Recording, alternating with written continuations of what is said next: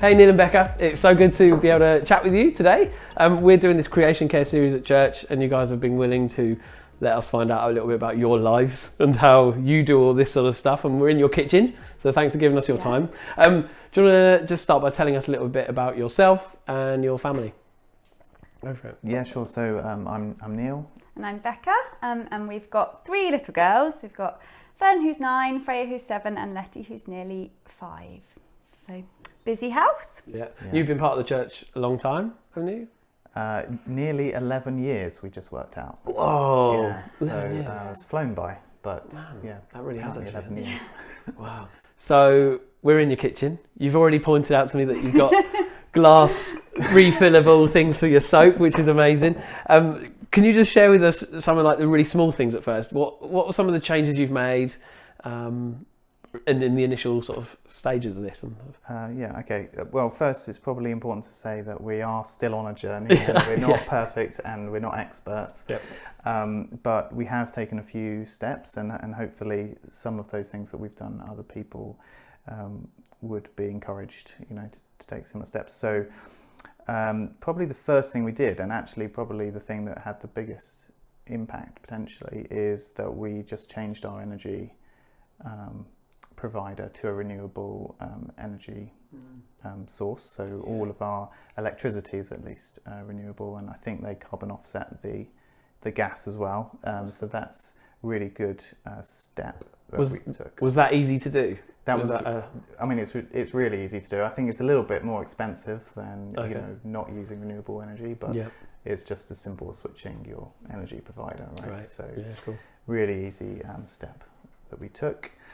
And then just buying things secondhand. So that was a really easy step. Actually, I read something about the things that we have really impacting the poor, and I just thought, actually, when I buy into fast fashion or when I buy into things, I don't really know what the impact of that is on other people, across the world who don't have the choices that I have. So buying secondhand is just easy. You just go on Facebook Marketplace, find what you need, buy it for a fraction of the price, and use less of the world's resources. So that was a quick win, really, and that started out as an intentional choice, but has become a habit, I think. That's good. Yeah. That's good. One of the other things that we've done is to cut down on the amount of meat we eat. So we haven't gone completely vegan, and we still occasionally eat meat, and I still do enjoy a good steak from time to time, but where we can, we're choosing not to have meat, just to help cut down on our carbon footprint. Yeah. So you're an IT guy, and you're all into your stats, and there's an important stat for you within this that sort of meant something to you as well. Yeah. So basically, I was reading that 57% of CO2 emissions from the food that we eat around the world is from animal-based products, but only 18% of our calories come from animal-based products. Yeah, wow. Which is just an incredible, disproportionate amount of CO2 versus, the benefit that we get from the food. So that is one of the reasons why we decided, as well as the huge amount of land that's needed to rear the animals and then to grow the plants that feed the animals that eventually feed us. And if we just ate the plants that were being grown to feed the animals rather than eating the animals, then we'd save a lot of land and CO2 in the process. Wow. And there's loads of really little things we do as well. Like getting a milkman, having a milkman and milk deliveries and refillable soap, and trying to reduce plastic waste and taking our own bags to the supermarket, and just loads of really small things that are easy. Shampoo bars is another thing, and bar soap, and deodorant that you get refills, so it's just a little metal case and you put your deodorant in it. There's lots of little things that are really easy to do, and you just sign up online and off you go. And I think, those things, I know the little things don't make a huge difference, but they do make a bit of a difference. And actually, if we're talking about it being acts of worship, we read in scriptures that acts of worship don't have to be this huge, that God accepts all of our acts Yeah. of worship, and actually if we think of it in that way, then actually it makes sense, to the small things and as well as the big things.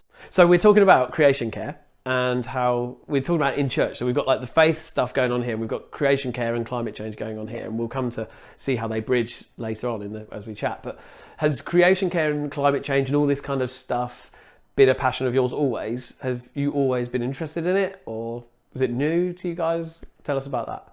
I think obviously being brought up going to school in the 90s and the early 2000s, it was taught as a thing, climate change is bad and fossil fuels are bad, and so very much aware of it, but at no point did I feel an urgency to do something personally about it, and I don't think that was taught, the ways that we could do things about it.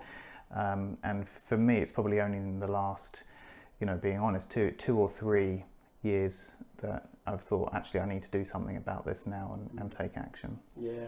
And I think I'm the same, really, the same story. But how has that ever been linked to your faith at all? You got a bit of a story to tell about this, Becca. How are those things merging, or do they merge for you guys? What does that look like? Yeah. So, we talked before about how actually it probably started off just as a bit of a... we thought it was the moral thing to do, to look after the world. It just felt like the right thing. But actually, I would say during the first lockdown, there was a bit of a turning point for me. So when church and all the conventional ways that we would think of meeting with God were taken away, I found myself meeting God in different ways. And probably the easiest example is I'd go out in the garden and hang out the washing, and there were woods at the back of our garden, and you could see trees and you could hear birds. And I found that when I was hanging out the washing, I just met with God.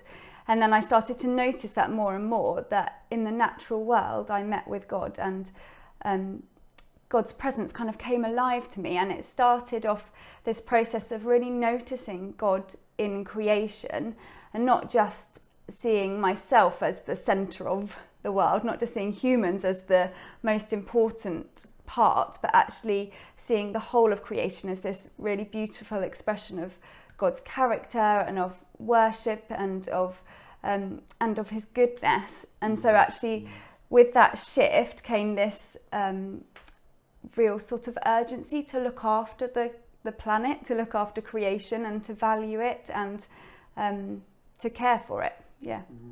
Yeah, so since lockdown's eased and life feels a bit more normal, has this sort of carried on? Yeah, so I think my whole, the way I perceive God has completely changed, and the way I see God through everything in the created world, and actually now I've seen it, I can't unsee it. So yeah, definitely caring for creation is really high on the agenda. And I think actually when I care for the world in the ways that I can, that's a really meaningful and tangible expression of my worship. That's really good, yeah. You guys are a family of 5, 3 kids, all primary school age. Yeah.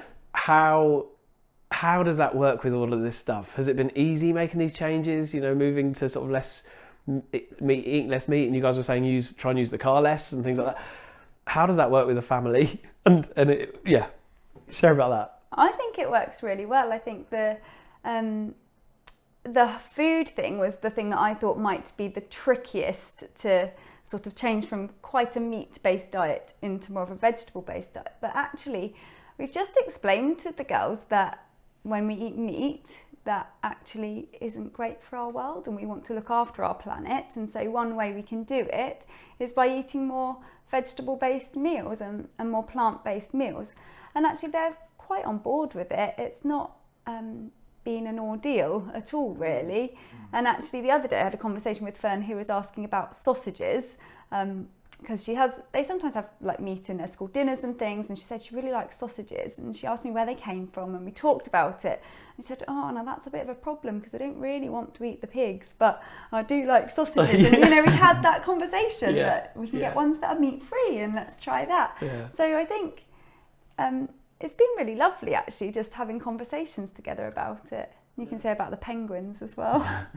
I found that the girls are really good for prompting us to make good decisions as well, because once Freya, our middle daughter, absolutely loves penguins, and so once you've told her that we're walking to swimming lessons because we don't want to harm the penguins, then we want them to keep their home. Whenever we decide to jump in the car to go to swimming, then we're getting a bunch of grief about how we're killing the penguins. He's about to bite you. That's amazing. They're like the driving force. They become the driving force. I love that. Exactly. I mean, I'm not sure about the scientific accuracy of saving penguins, but it was a good incentive at the time to walk to swimming. I'm sure it's true. Well, it worked at the time. Yeah. So tell us about the next steps for you guys, and where do you see sort of these changes that you've made going, and any sort of ideas for future stuff that you'd like to be involved in? Yeah, I think we've still got a long way to go with our own personal journey and what we can do to reduce our own personal carbon footprint and help the planet. But it's something that I've been sort of working through and realising recently, and still need to figure out what I'm going to do with this, is that I can't make a big enough change just on my own as an individual. Yeah. And actually there's a much bigger picture that we need to look at, because if I read another statistic that if I as an individual were to somehow reduce my entire carbon footprint for my entire life, that actually only equates to reducing the carbon emissions of just the energy sector by only 1 second. So every second the energy sector is emitting my lifetime's carbon footprint. And when you put it like that, it almost becomes overwhelming, because you realise that actually we can't solve it on our own. And that's where I'm kind of really excited about this series that Kerith is running, because us together, we are more powerful to affect change, to make change happen, than us as individuals. Yeah. So for example, if Kerith goes to our local MP and says, hey, we need to take action on the climate, that's going to be way more powerful than if I just go to my MP, just write them a letter on my own and say, we need to make a difference. So yeah, really excited about that, and also just figuring out what that means, what I need to do in order to try and bring about systemic change rather than just change myself. One last question then. Have you got any final kind of words of encouragement or guidance or wisdom for the people in church who are watching this now, and any thoughts for them? Yeah, so I think the way we started out really was just picking one thing a month to change and framing it as an act of worship. And that just made it really easy. It doesn't have to be a big thing. Like, we just started using our bread maker again and not buying bread in plastic bags. And then we bought shampoo bars, and then we bought something else the next month. And one thing a month felt really achievable. And actually over time it's just sort of built up without us really even thinking about it. And I definitely do think of those little things as acts of worship. And I think that helps to frame it that way as well. Yeah, I think I would agree. So don't let the task ahead seem overwhelming. Just pick one thing and start doing it. That's really good. Cool. Well, thanks guys. Really appreciate your time. We'll leave you to your kitchen again. Thanks. So you can carry on with life. Thanks so much. Cheers. Thanks, Ben. Thanks.